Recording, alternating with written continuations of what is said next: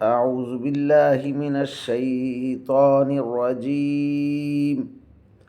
بسم الله الرحمن الرحيم.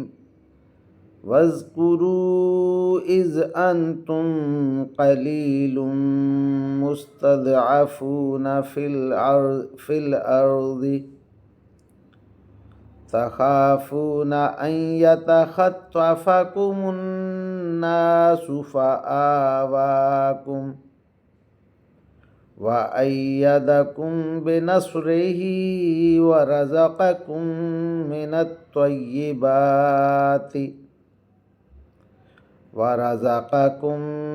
الطيبات لعلكم تشكرون.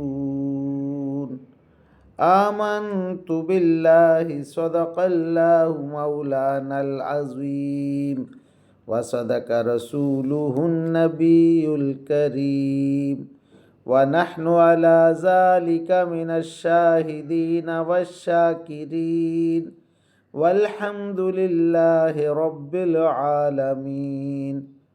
ابھی آپ کے سامنے سورہ الانفال کی آیت نمبر 26 کی تلاوت کی گئی۔ انشاءاللہ کچھ ہی دیر بعد عزت مآب راؤ شاہ نواز صاحب اس آیت کا ترجمہ، تشریح اور تفسیر بیان فرمائیں گے۔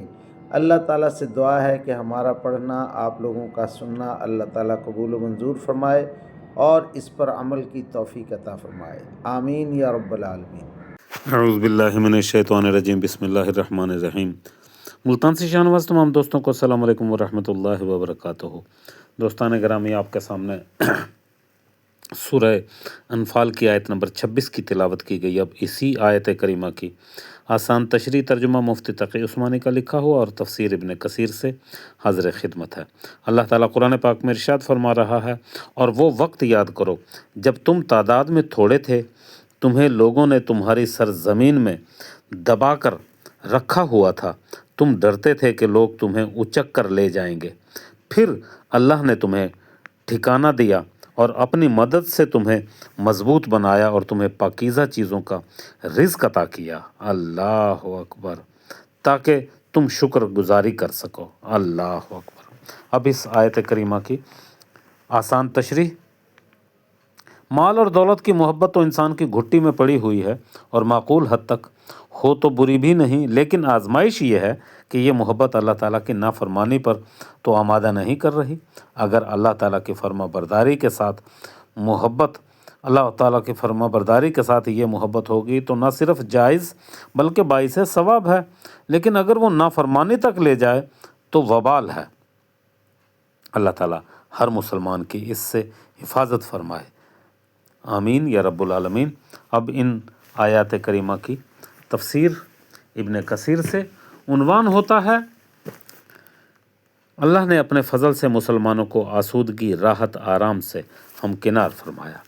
اللہ پاک اپنی نعمتوں کو بتا رہا ہے جو مومنوں پر کی گئی ہیں۔ وہ تعداد میں کم تھے، ہم نے انہیں بڑھا دیا، وہ کمزور تھے، ان کو غالب کر دیا، ہم نے ان کو قوی بنا دیا اور خوف کے اسباب دور کر دیے۔ غریب اور فقیر تھے، انہیں بے بہا رزق دیا، انہیں شکر گزار بنایا اور اطاعت کرنے لگے اور ہر بات میں فرما بردار ہو گئے۔ یہ تھا حال مومن کا جبکہ وہ مکے میں تھے اور تعداد میں بہت کم تھے، کمزور تھے۔ مشرک و مجوسی رومی سب کے سب ان کی قلت اور عدم قوت کے سبب ان کے قتل کے در پہ تھے۔ ہر آن انہیں خوف تھا کہ اچک لے جائیں گے۔ یہی حالت ایک عرصہ تک رہی، پھر اللہ تعالیٰ نے انہیں مدینے کی طرف ہجرت کا حکم دیا۔